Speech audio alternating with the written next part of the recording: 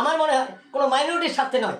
নরেন্দ্র মোদী সরকার ওই গৌতম আম্বানিকে বাঁচানোর জন্য, আজকে বোম্বের বাড়ি বাঁচানোর জন্য, এই ওয়াকফ সম্পত্তিতে হাত দেওয়ার জন্য এই নতুন আইন নিয়ে আসছে। বিলটা আগামী দিনে কি হতে পারে, আপনার কি মতামত রয়েছে? এই বিল গতকালকে যে শুনানি হয়েছে সুপ্রিম কোর্টে, সেই শুনানিতে দেখা যাচ্ছে যে আইনটাকে সরাসরি বাতিল না করে আইনটাকে সুপ্রিম কোর্ট, আমার মনে হয় সুপ্রিম কোর্ট আইনটাকে ওয়াকফ বোর্ডের পক্ষে দিয়েছে, ভার্ডিক্ট দিয়েছে এবং পরিষ্কার বলছে যে এই যতক্ষণ পর্যন্ত ফাইনাল হিয়ারিং না হচ্ছে ততক্ষণ পর্যন্ত এই ওয়াকফ বোর্ডের কোনো সম্পত্তি হস্তান্তর হবে না এবং ওয়াকফ বোর্ডের কোনো নতুন করে রিক্রুটমেন্ট বা কমিটি কোনোটাই করা যাবে না। তার মানে আইনটাকে স্টপ করানো আপ টু হিয়ারিং 5 তারিখ পর্যন্ত, 5 মে পর্যন্ত এর কোনো অ্যাক্টিভিটিস থাকবে না। যারা বিরোধী মানে হিন্দু কমিউনিটি আছে, যে বোর্ডগুলো আছে, তাদেরকে কি মুসলিম সদস্যকে নেওয়া হবে, এই বিষয়ে আপনি কি বলবেন? এটা হচ্ছে সরাসরি 226 ভাইলেশন। এই কারণে ভাইলেশন, কারণ আমাদের ভারতবর্ষে আইন আছেই, বারবার 2বার আইন হয়েছিল, 2বারে বলা হয়েছে যে ভারতবর্ষে সেকুলার কান্ট্রি, এখানে সব ধর্মের সমন্বয়ে সবার স্বাধীনতা আছে, নিজস্ব ধর্ম, নিজস্ব কৃষ্টি কালচারকে নিজেকে রক্ষা করার, এবং ধর্মীয় মেরুকরণ এখানে হবে না এবং কোনো ধর্মের কোথাও হস্তান্তর করা হবে না বা হস্তক্ষেপ করা হবে না। যে অবস্থায় স্থিতি অবস্থা বজায় রাখা হবে, সেইটাকে সেই স্থিতি অবস্থা বজায় এতদিন পর্যন্ত ছিল।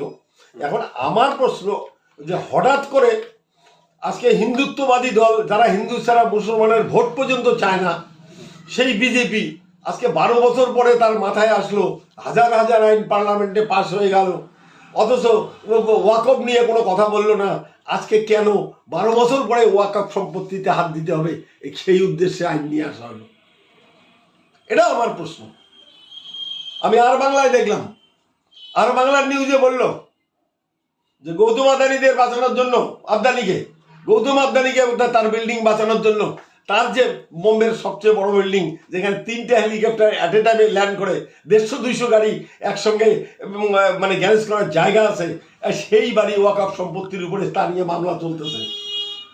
আজকে আমার মনে হয় কোনো মাইনরিটির স্বার্থে নয়, নরেন্দ্র মোদী সরকার ওই গৌতম আম্বানিকে বাঁচানোর জন্য, আজকে বোম্বের বাড়ি বাঁচানোর জন্য এই ওয়াকফ সম্পত্তিতে হাত দেওয়ার জন্য এই নতুন আইন নিয়ে আসছে। SC, ST, OBC এবং মাইনরিটির বিরোধী বিজেপি ব্রাহ্মণ্যত্ববাদে বিশ্বাস করে, যেখানে মন্ত্রিসভার দিকে তাকালেই দেখা যাবে যে 80 জন মন্ত্রীর মধ্যে 70 জনে ব্রাহ্মণ, সবগুলোই হিন্দু। আজকে রাষ্ট্রপতি হিন্দু, তারপরে তারা বলতেছে হিন্দু খতরে মে। কই এর আগে তো হিন্দু খতরে মে পড়েনি, তখন তো মুসলিমরা অনেক বড় বড় পোস্টে ছিল কংগ্রেসের আমলে, এবং বড় বড় মিনিস্টার ছিল গণিখান চৌধুরী, সিদ্ধার্থ শঙ্কর রায়ের মন্ত্রিসভায় ছিল আব্দুল সাত্তার, নুরুল ইসলাম, বড় বড় নেতারা ছিল। কই তখন তো হিন্দুরা কোনো খতরে মে পড়েনি। আজকে কেন হিন্দুরা খতরে মে, যখন মন্ত্রিসভার সম্পূর্ণ মন্ত্রিসভা, রাষ্ট্রপতি সবাই হিন্দু? এটা উদ্দেশ্য প্রণোদিত, এবং যাদেরকে নিয়ে রাজনীতি খেলতেছে minority, schedule caste, schedule tribe, OBC এবং দলিত, আজকে এদের বিরুদ্ধে হচ্ছে এই বিজেপি। এদের সবাইকে সংগঠিত হওয়া উচিত যে এই বিজেপির ওয়াকফ বিলের বিরুদ্ধে। কংগ্রেস যেমন আজকে দিনারা থেকে শুরু করে সারা ভারতবর্ষে কংগ্রেস আজকে ওয়াকফ যে আইন আনছে সেই আইনের বিরুদ্ধে, এবং আমরা চেষ্টা করছি যে এই বিজেপি সরকারকে বাধ্য করানো হবে যে এই আইন প্রত্যাহার করে নেওয়ার জন্য। এই যে ওয়াকফ সংশোধনী আইন 2025 যেটা বলবৎ করা হয়েছে গতকাল, আপনারা জানেন প্রত্যেকেই যে মহামান্য সুপ্রিম কোর্ট সেটার উপরে এই মুহূর্তে অন্তর্বর্তী স্থগিতাদেশ দিয়েছে। আগামী 5 মে পর্যন্ত এটা অন্তর্বর্তী স্থগিতাদেশ বজায় থাকবে। কিন্তু আমার দল যেদিনই এই বিলটা প্রথম লোকসভায় উত্থাপন করা হয়েছিল তখনই কংগ্রেস দল এটার বিরোধী এবং বিরুদ্ধে কথা তখন থেকেই শুরু হয়েছে। কংগ্রেসের সাংসদরা সেখানে লোকসভা এবং রাজ্যসভায় এটার বিরুদ্ধে শুরু থেকেই গর্জে উঠেছিলেন।